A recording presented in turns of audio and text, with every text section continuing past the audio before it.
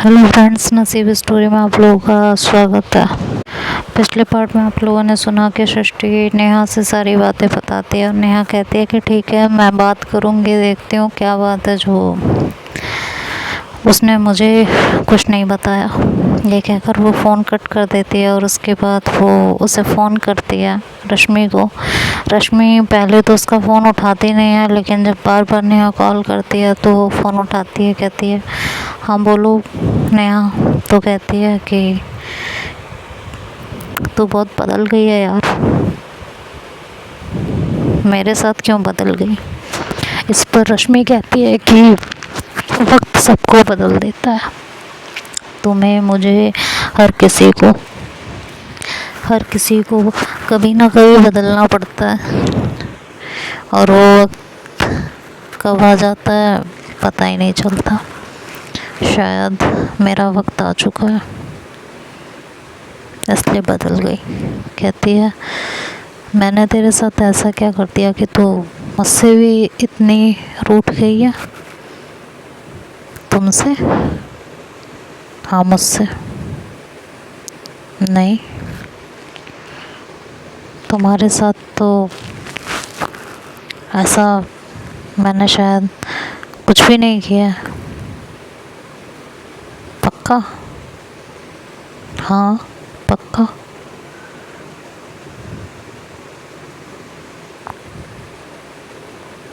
तुम्हें लग रहा है तुमने मेरे साथ बहुत गलत किया, और वो क्या गलती है वो भी बता दो। इतनी बड़ी बात हो गई, मैंने तुम्हारे साथ इतना सब कुछ कर दिया और तुमने मुझे बताया भी नहीं। क्या कर लेती नेहा? अगर मैं तुम्हें बता भी देती तो तुम क्या कर लेती? मुझे ये बता दो। कुछ कर सकती थी जय का या मेरा, कुछ भी। रश्मि आखिर कब तक चलेगा? तुम स्टैंड क्यों नहीं लेती, कंप्लेन क्यों नहीं करती हो उसके खिलाफ? दिस इज अ रेप यार। तो कहती है रेप। सही है। खैर शादी की है मैंने, जैसे भगा के नहीं लाया चाहे मुझे, तो रेप जैसा कुछ होता नहीं पहली बात तो शादी में। अच्छा ठीक है, चल तेरी बात बड़ी करती हूँ, रेप जैसा कुछ नहीं होता होगा शादी में। ठीक है मान लिया, जो कि मुझे मानना नहीं चाहिए, मान लेती हूँ। बट डोमेस्टिक वायलेंस, उसका क्या? वो तो होता है ना, आप किसी के साथ भी डोमेस्टिक वायलेंस नहीं कर सकते हैं, और डोमेस्टिक वायलेंस बना ही सिर्फ लेडीज़ों के लिए। तो तू ऐसे कैसे कह सकती है? कंप्लेन क्यों नहीं करती? तुझे क्या लगता है आसान है? जय को जानती नहीं है? झक मरा रहा है क्या वो इतने टाइम से यहाँ पे? उसके कितने लोगों के साथ कैसे कैसे रिलेशंस हैं, तुझे पता नहीं है क्या? क्या पागलों वाली बातें कर रही है यार, तुझसे तो ये उम्मीद नहीं थी। तो तू मुझसे क्या उम्मीद करती है ये भी बता दे फिर। एटलीस्ट ये उम्मीद तो बिल्कुल नहीं करती जो तू अब कह रही है। ये सरासर पागलपन है। अच्छा हाँ होगा, मेरे लिए नहीं है। और देख, अगर तूने इसी के लिए फ़ोन किया है तो मैं बता दूं तुझे कि मैं ऐसा कुछ भी नहीं करने वाली हूँ। मेरे 2 बच्चे हैं और उन दोनों बच्चों को मैं इस कोर्ट कचहरी और इस खींचातानी और इस पुलिस केस में नहीं पीस सकती। वो अभी इतने बड़े नहीं हुए हैं कि वो इन चीज़ों को समझें। यहाँ बात सिर्फ मेरी नहीं है, तुम दोनों बड़ी आसानी से कह देते हो सृष्टि और तुम कुछ करो उसके खिलाफ, ऐसे कब तक सहोगी? लेकिन ये भूल जाते हो कि बच्चे हैं मेरे पीछे। समझ में आया? और बच्चों को छोड़ के मैं अपने बारे में सोचूं, ये कौन सी माँ करती है? उन्हें इन सिचुएशंस में खींच लूं, वो पूरी ज़िंदगी, अभी उनका बचपन स्टार्ट हुआ है और वो अभी से सिर्फ ये सीखें कि उनके माँ बाप कैसे एक दूसरे से लड़ रहे हैं। हाँ, कैसे, क्या ही कहूँ यार, इतना आसान नहीं होता है। पता है, कुछ चीज़ें मुंह से कह देने में जितनी आसान लगती हैं ना, उतनी आसान होती नहीं है। मेरे बच्चे अभी बड़े हो रहे हैं, वो जो देखेंगे आगे चल के वैसे ही बनेंगे। समझ में आया?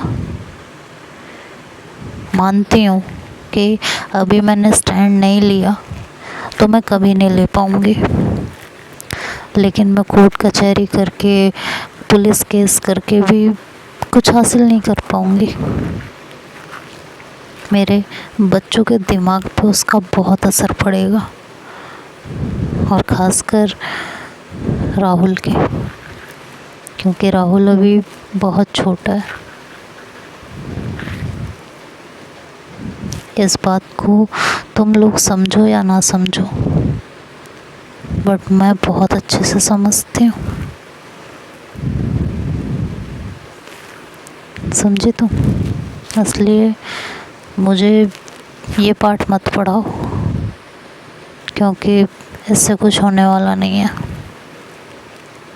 मैं ऐसा कुछ भी नहीं करने वाली हूँ। तो क्या ज़िंदगी भर ऐसे ही घुटती रहोगी? हाँ, अगर मेरी किस्मत में ज़िंदगी भर घुटना ही लिखा है तो घुटती रहूँगी, और अगर कुछ अच्छा लिखा होगा तो वो भी हो ही जाएगा, उसे भी होने में टाइम थोड़ी ना लगेगा, वो भी हो जाएगा। लेकिन अभी मैं ऐसा कुछ नहीं करूँगी, क्योंकि पता है, हम माँ बाप ये नहीं सोचते, हम माँ बाप सिर्फ अपने बारे में सोचते हैं। ये कभी नहीं सोच पाते कि बच्चों पे क्या असर पड़ेगा। अब अगर जय उस बारे में नहीं सोच रहा है तो क्या मैं भी सोचना बंद कर दूँ?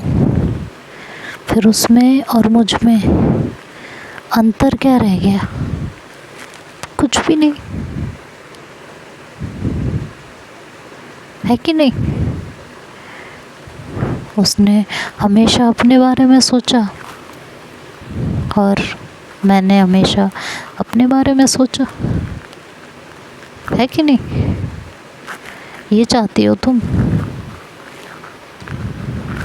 बच्चों को सफ़र कराऊं इन चीज़ों में, परेशान कर दूं उन्हें? इसीलिए नहीं बता रही थी मैं कि तुम सब मिलजुल के मुझे यही एडवाइस दोगे। नेहा कहती तो सृष्टि से बात तो कर। क्यों बात करूं मैं उससे? क्यों बात करूं? वो आई थी बात करने, जब मैं चिल्ला चिल्ला के उससे हाथ जोड़ जोड़ के मिन्नतें मांग रही थी, तब वो आई थी मुझसे बात करने। नहीं ना, तब उसे अपना भाई याद आ रहा था। तो जाए अपने भाई की देखभाल करे। भाई मेरे पास कुछ नहीं है, मेरे पास ना आए, अपने भाई को संभाले। ठीक है, मैं उसे अब कुछ नहीं दे सकती। रश्मि, तुम अभी बहुत गुस्से में हो। मैं गुस्से में नहीं हूँ, मैं जो कह रही हूँ बहुत सोच समझ के कह रही हूँ। Are you sure? या तुझे पता है, अगर उसने वक्त रहते मेरी बात सुनी होती तो आज मैं एग्ज़ाम दे पाती, तो मेरे पास डिग्री होती, मैं कहीं नौकरी कर सकती थी, फाइनेंशियल स्टेबल हो सकती थी, और धीरे धीरे शायद मैं जय के खिलाफ़ खड़ी भी हो जाती। अपने बच्चों की कस्टडी के लिए केस भी कर पाती। अभी किस बेस पे मैं क्या क्या करूं, बताओ मुझे। मेरी तो एग्ज़ाम डेट भी निकल गई। अब अगर मुझे कुछ करना है तो मुझे इंतज़ार करना पड़ेगा, और बहुत लंबा इंतज़ार करना पड़ेगा। ये सब किसकी वजह से हुआ है? सृष्टि की वजह से ना। तुम कह रही हो मैं उसे माफ़ कर दूँ इतनी आसानी से? हरगिज़ नहीं। और मैं उसे माफ़ कभी शायद अब कर भी ना पाऊँ। सृष्टि, उससे गलती हुई है और वो अपनी गलती मान भी तो रही है ना। तो उसके गलती मान लेने से क्या सब सही हो जाएगा? बोलो, जो मैंने खोया है वो क्या मुझे मिल जाएगा? हाँ, नहीं, कुछ नहीं मिलेगा मुझे। मैं जो खो चुकी हूँ वो कोई नहीं भर सकता, कोई भी नहीं। इसलिए मुझसे ये सब बातें मत करो। क्या तुमने कभी सृष्टि से प्यार नहीं किया? वो तो मेरा दिल जानता है मैंने सृष्टि से कितना प्यार किया और कितना नहीं। तो क्या उसे एक मौका नहीं दे पाओगे? उसकी एक गलती की उससे इतनी बड़ी सज़ा दोगी कि उससे सारे रिश्ते ही ख़त्म कर दोगी। माना तुम्हें बहुत दर्द हुआ है, शायद सबसे ज़्यादा दर्द तुम्हें हुआ है, लेकिन इसका ये मतलब तो बिल्कुल नहीं है ना कि तुम एक गलती की उसे इतनी बड़ी सज़ा दे दो कि वो ज़िंदगी भर तड़पती रहे, खुद को कोसती रहे, पागल हो जाए ये सोच सोच के कि जो हुआ है सिर्फ उसकी वजह से हुआ है। बोलो, ये चाहती हो? शी लव्स यू यार। वो बस इतना ही तो चाहती थी कि अगर जय बदल रहा है तो तुम्हारी और जय की लाइफ अच्छे से चले। जैसे तुम आज नहीं चाह रही हो कि केस करके तुम अपने बच्चों की ज़िंदगी को तबाह करो, ऐसे वो भी तो यही चाह रही थी कि ये केस करके तुम अपने बच्चों को तुम सिर्फ उसके साथ इन्वॉल्व होके अपने बच्चों को ना भूल जाओ, जो कि हो रहा था। मानती हूँ नेहा, हो रहा था। बहुत अच्छे से जानती हूँ कि ये हो रहा था, लेकिन क्या ये तरीका सही था? मुझे एकदम से इग्नोर कर देना, मेरे साथ ऐसे पेश आना जैसे मैं उसके लिए कोई मायने ही नहीं रखती, मेरी उसकी ज़िंदगी में मेरी कोई वैल्यू ही नहीं है। क्या ये तरीका सही था? नेहा कहती है मानती हूँ, मैं तो कह रही हूँ उसकी गलती है और वो खुद भी मानती है इस बात को, लेकिन कब तक यार, कब तक तुम उसे इस बात की सज़ा देती रहोगी? वो पल याद करो जो तुम दोनों ने एक साथ एक दूसरे के साथ बिताए थे। जब वो यहाँ से जा रही थी, वो उस समय तुम उसके लिए कितना रोई थी, कितना परेशान हुई थी। वो पल याद करके देखो तो शायद तुम्हें एहसास हो जाए कि तुम उससे कितना प्यार करती हो। उसके बिना जीना तुम्हारे लिए नामुमकिन है। किसी के लिए कुछ नामुमकिन नहीं होता। अगर वो ये सोच ले कि अब उसकी ज़िंदगी में कुछ बचा ही नहीं है तो अब ऐसा भी नहीं है ना रश्मि कि तुम्हारी ज़िंदगी में कुछ बचा ही नहीं है। अभी तुम्हारी ज़िंदगी में बहुत कुछ है और तुम सब सही कर सकती हो, बस तुम्हें सृष्टि के साथ की ज़रूरत है। इस पे रश्मि चुप हो जाती है, वो कुछ सोचने लगती है।